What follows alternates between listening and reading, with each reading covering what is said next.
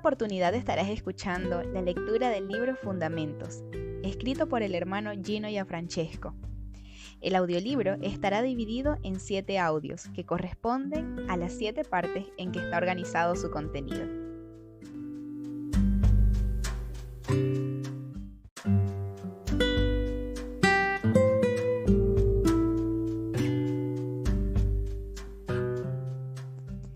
Primera parte. Nadie puede poner otro fundamento que el que está puesto, el cual es Jesucristo. Primera de Corintios 3:11.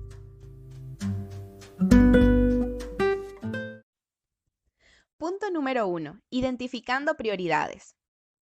En todas las cosas existe un orden de prioridades, descuidando el cual corremos el riesgo de perdernos por las ramas y alienar el propósito de las cosas.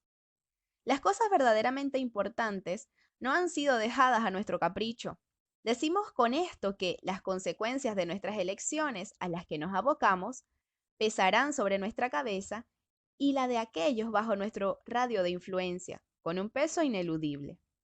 Por todo esto es urgentísimo asumir las responsabilidades que se nos han concedido, siendo entendidos en el discernimiento de las prioridades, es decir, de aquellas cosas fundamentales que afectan nuestro ser y destino. Que nadie sea tan insensato como para suponer o esperar que escapará a las ineludibles consecuencias de sus elecciones. Es urgente que elijamos lo mejor, identifiquemos lo prioritario y comencemos por lo verdaderamente importante y necesario, lo fundamental. Todos los aspectos de la vida tienen sus puntos básicos, y entre aspectos y aspectos existe gradación en los valores. No sin razón reprendía Jesús a los fariseos por colar severamente al mosquito a la par que tragaban los camellos. Y a Marta respondía que mientras ella se afanaba con muchas cosas, María, su hermana, había escogido la mejor parte, la única realmente necesaria, la cual no le sería quitada.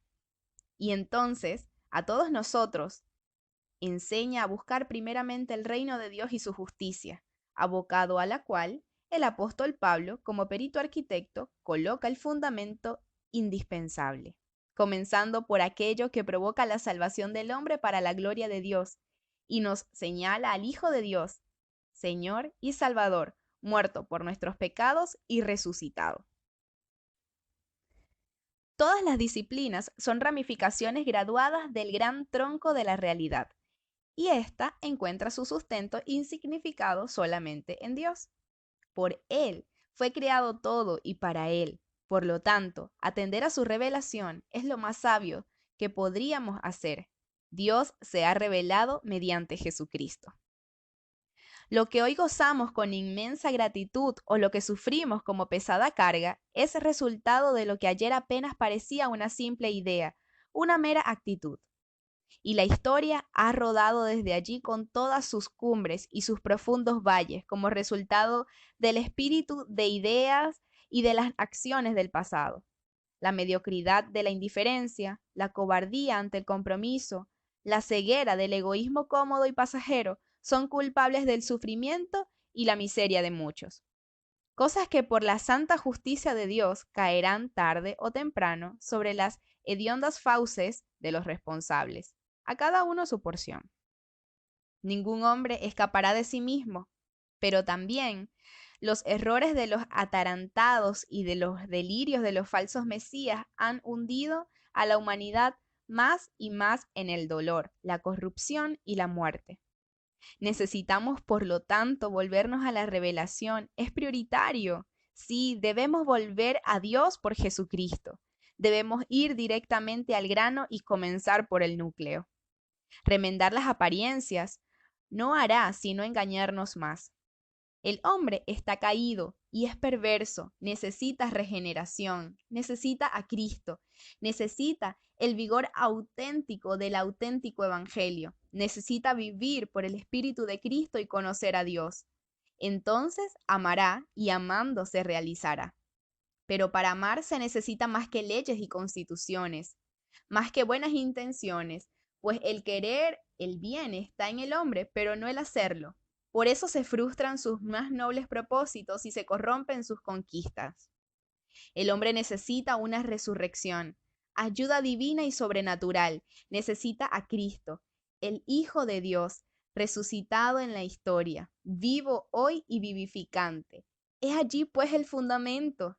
Hay que cavar profundo, pues por haber sido meramente nominales y superficiales, las conversiones no se han aprovechado el sumo del Evangelio.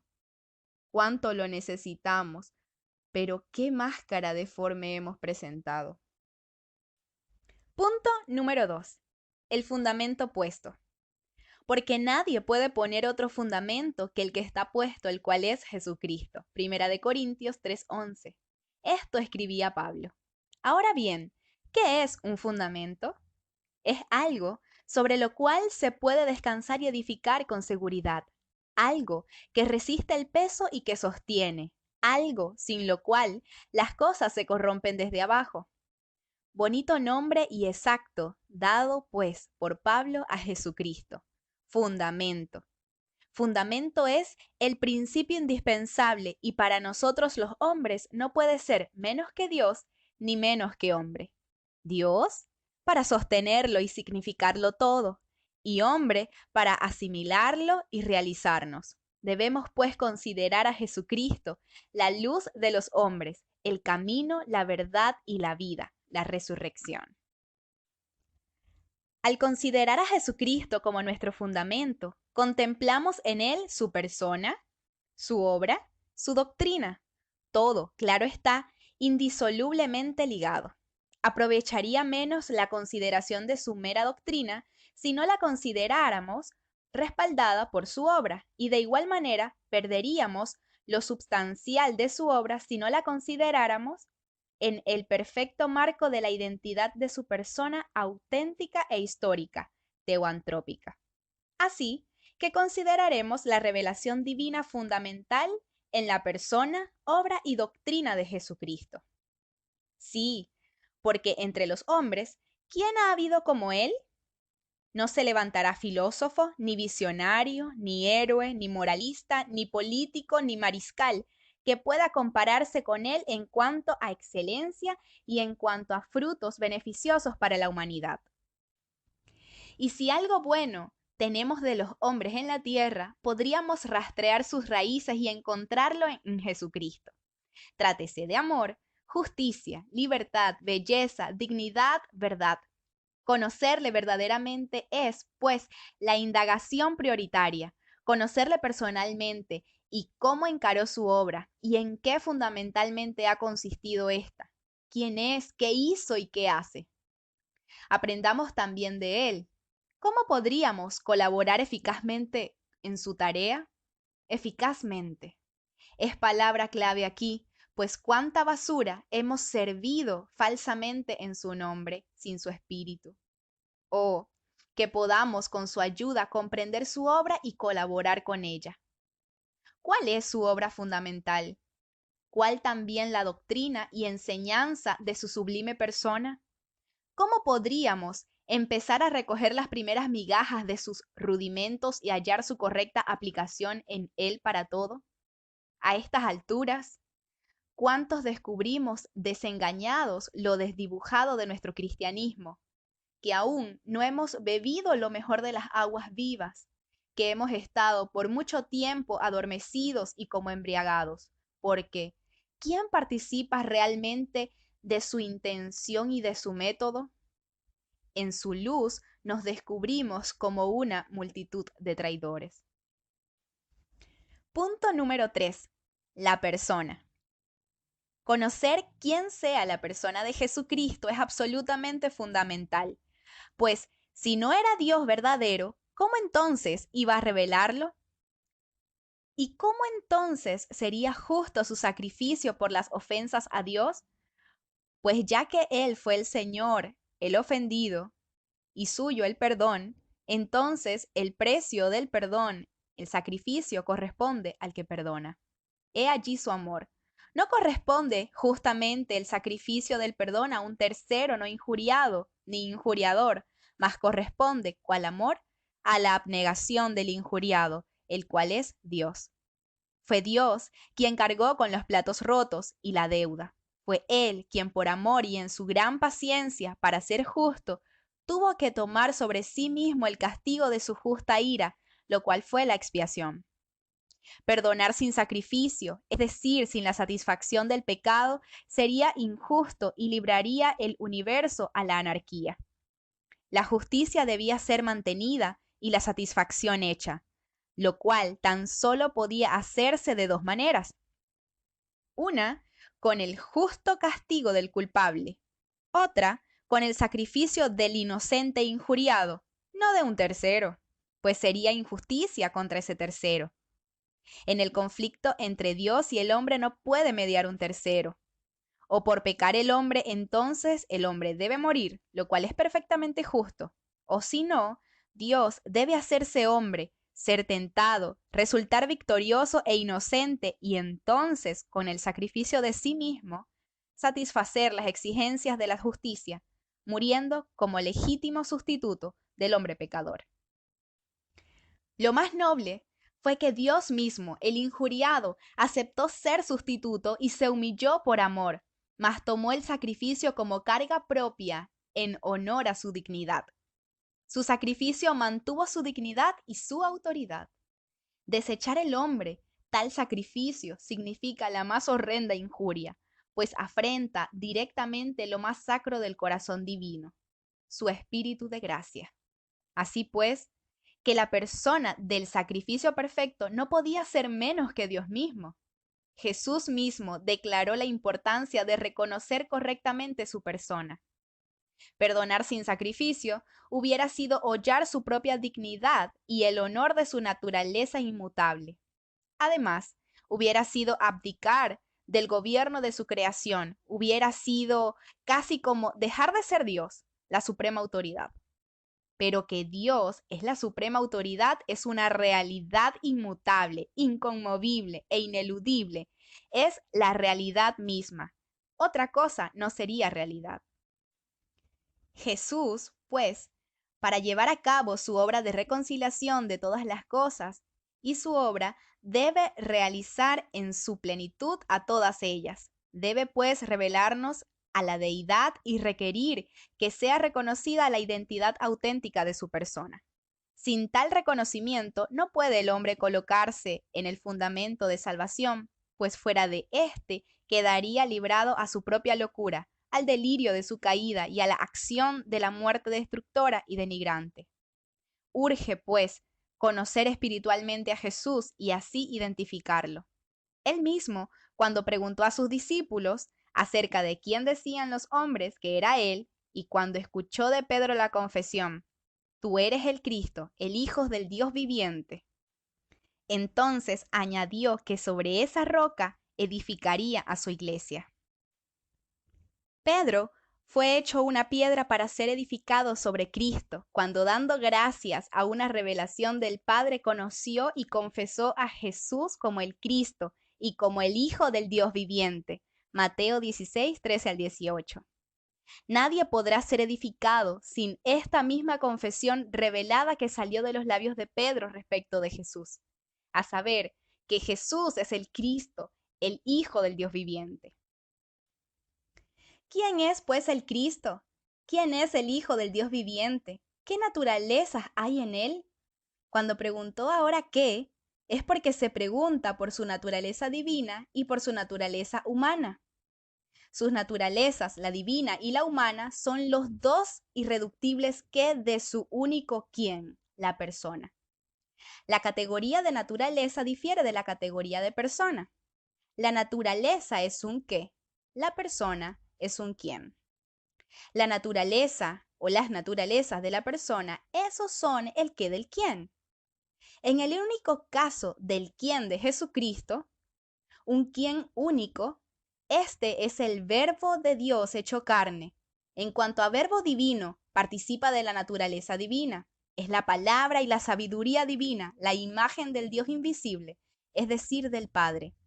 El Verbo es el resplandor de la gloria divina y como tal participa de su substancia esencial, siendo la imagen subsistente y de esencia divina de la subsistencia o la hipóstasis del Dios, el Padre. De manera que el Verbo es igual al Padre. Juan 1:2, Colosenses 1:15, Segunda de Corintios 4:4, Hebreos 1 del 1 al 3, Filipenses 2:6. Cuando Dios el Padre se conoce a sí mismo, se conoce con un conocimiento que es igual a sí mismo, por el cual se expresa tan perfectamente como Él es. Por lo tanto, su verbo es la palabra que le contiene en la plenitud de su atributo, con la que se conoce y por la que se revela, siendo tal imagen y expresión de sí igual y consubstancial a Él, Dios con Él, idéntico en esencia, más distinto en persona. Pues una persona es el Padre que conoce y al conocer eternamente, engendra inmanentemente desde la eternidad a su conocimiento sin principio.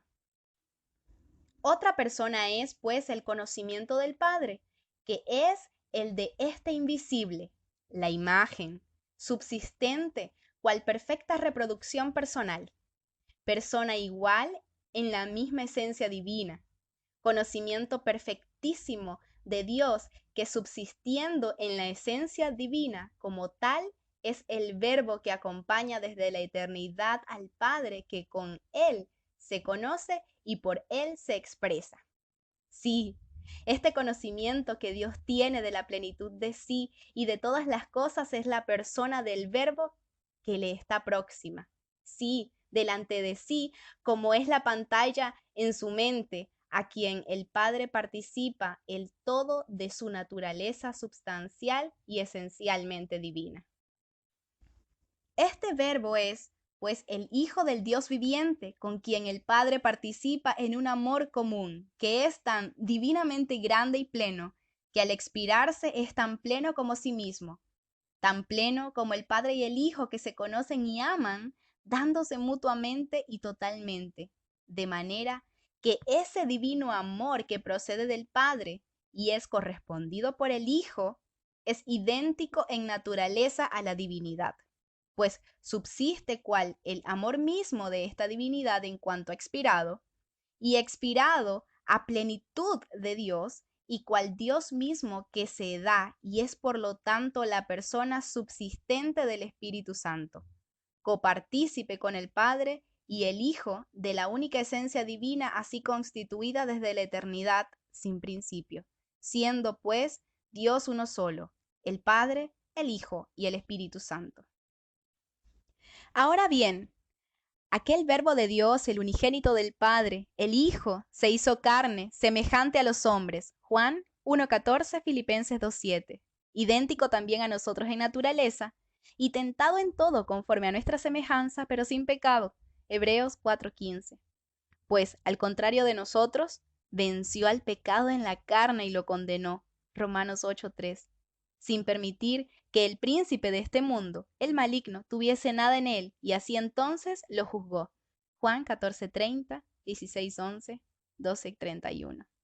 Y entonces, como hijo del hombre, y por el hecho de serlo, recibió la facultad de juzgar el mundo. Juan 5:19-27. Así pues, Jesucristo, el Hijo del Dios viviente, es decir, la imagen del Dios invisible, el Hijo único, el Verbo, el unigénito Dios, según Juan 1:18 en el original en griego.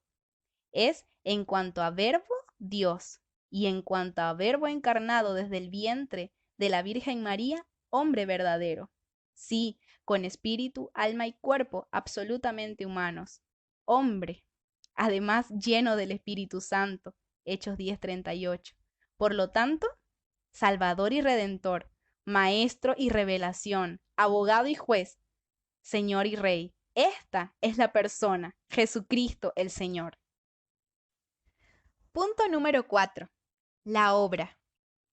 Siendo pues nada menos que esta la persona, el Verbo de Dios encarnado, entendemos que viniendo desde la eternidad y según un plan y propósito eternos, su obra comenzó con la encarnación, es decir, haciéndose hombre, para lo cual tuvo que despojarse a sí mismo, anonadarse. Su despojamiento consistió, pues, en no aferrarse a la exclusividad de sus condiciones y prerrogativas divinas, sino que se sometió a condiciones de inferioridad, De ser igual a Dios en cuanto a verbo, llegó a ser menor que el Padre en cuanto a hombre, e incluso antes de glorificar su humanidad fue hecho inferior a los ángeles. Hebreos 2:9. Aunque luego, como hombre, heredó más excelente nombre que ellos. Hebreos 1:3-4. Con tal despojamiento, Filipenses 2 del 5 al 8 y Juan 14:28, que manifestó la naturaleza de su amor al Padre y a los hombres, contrarrestó totalmente la rebelión satánica que consistió en todo lo contrario a un despojamiento, porque la rebelión satánica consistió en una usurpación, en una pretensión, en una autoexaltación. Con su despojamiento, el Hijo enfrentó, contrarrestó y juzgó la rebelión angélica y humana.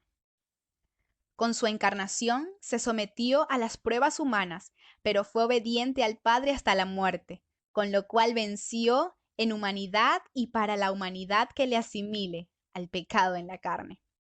Con su muerte expiatoria y sacrificial asimiló nuestro castigo, despojando así a los principados demoníacos del derecho de acusación que poseían en el acta de decretos contra nosotros por nuestros pecados y por nuestra naturaleza vendida al pecado. Colosenses 2, 14, 15. He aquí, pues, la obra de la cruz. Por su parte, el Padre no escatima al Hijo, sino que lo entrega por todos nosotros. El Hijo se ofrece mediante el Espíritu Eterno, y sin usurpar el ser igual a Dios como cosa que aferrarse, se humilla haciéndose semejante a los hombres. El Verbo hecho carne. Nace pues de la Virgen María y toma forma de siervo, menor que el Padre, y aprende obediencia. Es tentado en todo, mas no peca. Entonces, cual Hijo del Hombre sufre la muerte expiatoria, cual postrer Adán, hecho pecado por todos nosotros, y con su muerte destruye a la muerte, y al que tenía el imperio de la muerte, es decir, al diablo. Crucifica también al viejo hombre, a la carne con sus pasiones y deseos, al mundo y sus rudimentos, al acta de decreto que nos era contraria. En su cruz llega a abolir las enemistades de la carne y la ley de los mandamientos expresados en ordenanzas, haciendo así la paz y reconciliándonos entre nosotros y con Dios. Crucificó también la maldición de la ley, la incircuncisión y las cosas viejas. Juzga al príncipe de este mundo, exhibe y despoja a los principados y potestades. Por su resurrección corporal en humanidad, dio comienzo cual segundo hombre a una nueva creación, siendo así la cabeza federal de una nueva raza, la de los hijos de Dios, regenerados en su identificación con el Cristo muerto y resucitado, que perdona y libra, y además restaura, regenera y santifica. Imputa la justicia, pero además la produce por gracia, recibiéndola nosotros de Él y a su Espíritu por la fe, y manifiesta esta fe y justificación gratuita en buenas obras preparadas de antemano por Dios y hechas en Él como señal fructífera de salvación. Nunca olvidemos, pues, que la obra del Señor Jesucristo ha consistido, después de su encarnación virginal y su vida sin pecado, revelándonos al Padre en su muerte por nosotros debido a nuestros pecados. Y después de sepultado, resucitar corporalmente en incorrupción y ascender de nuevo a su gloria, para glorificar en él a la humanidad, haciéndola nueva y heredera del reino. Para comunicar, lo cual envió a su Espíritu Santo para convencer al mundo de pecado, justicia y juicio, de modo que le reciban los llamados a salir del mundo, los que le aman. El Espíritu Santo nos participa lo del Padre y Cristo, de modo que lo podamos asimilar y llenarnos y revestirnos de Él en identificación completa, con miras a la redención total que será manifestada al fin de los tiempos. Hecha pues esta obra para Dios y los hombres en Jesucristo, Dios y hombre, entonces se anuncia el Evangelio, se proclama y se enseña como ministerio espiritual. Es así que la doctrina se asienta en la obra de la persona teoantrópica de Jesucristo. Punto número 5. La doctrina. Al considerar la doctrina de Jesucristo, no debemos divorciarla de la realidad del Espíritu y su persona, sino que se tratará de Jesucristo mismo obrando espiritualmente a través de su doctrina. No se tratará, pues, de mera ética o moral, sino de la comunicación hablada y actuada del Espíritu de Cristo y por el Espíritu de la obra de Cristo que se nos da por vida para reunirnos en Dios. Trátese del mismo Cristo repartido entre nosotros para nutrirnos de sí, lo cual hoy lleva a efecto mediante su ministerio espiritual que se prolonga en su cuerpo místico que es la Iglesia, la suma de todos los hijos de Dios. La ministración de su Espíritu, mediante el ejemplo y sus palabras, que son espíritu y vida, vivificará a los que percibiendo y oyendo, crean, y creyendo reciban. Entonces, recibiendo obedezcan, y obedeciendo cumplan en sí mismo, por la gracia de Cristo, la voluntad del Padre, que es para con nosotros redención total, configuración a la imagen de su Hijo Jesucristo, glorificados en Él, y con Él coherederos del reino eterno. El Espíritu de vida utiliza, pues, el ejemplo de Jesús y sus apóstoles y utiliza sus palabras. Tal ejemplo y tales palabras, la suma de ellos y su explicación, y la de los hechos de Cristo y de sus apóstoles bajo el Espíritu Santo, constituyen la doctrina. El Espíritu, el ejemplo y las palabras de Cristo se perpetúan en su cuerpo místico, además de haber quedado patentemente registrados en las Sagradas Escrituras. El Espíritu de Cristo comenzó a manifestarse desde el Antiguo Testamento, pero llegó a su dispensación perfecta con el Nuevo Pacto, que es ya anticipo de la definitiva herencia. Tenemos pues entonces el Nuevo Testamento, el ejemplo y las palabras, la esencia del Evangelio, la doctrina de salvación, de lo cual toma la Iglesia cual depositaria y reparte. Debe la Iglesia repartir perpetuando mediante el Espíritu el ejemplo y las palabras de Cristo, aplicándolo a las necesidades de los hombres.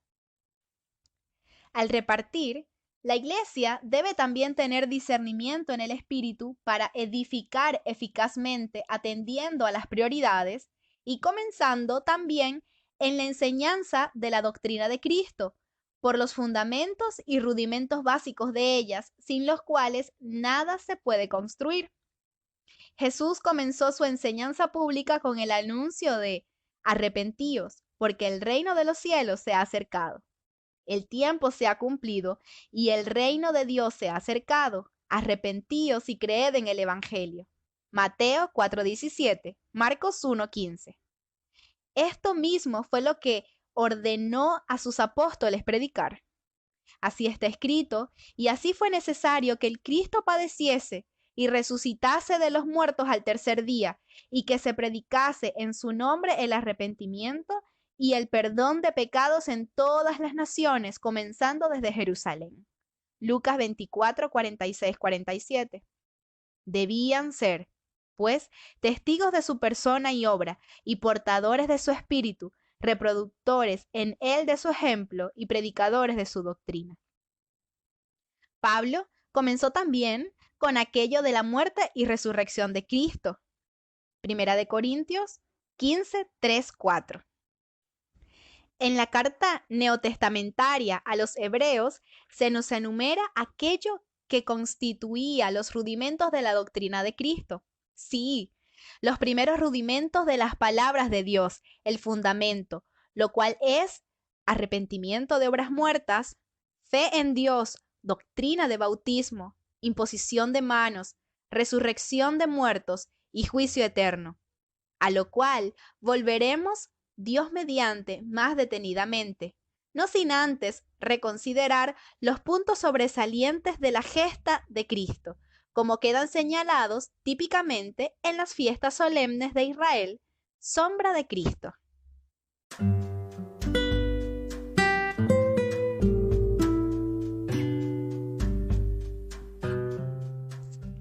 Estuviste escuchando una porción del libro Fundamentos, escrito por el hermano Gino Gianfrancesco.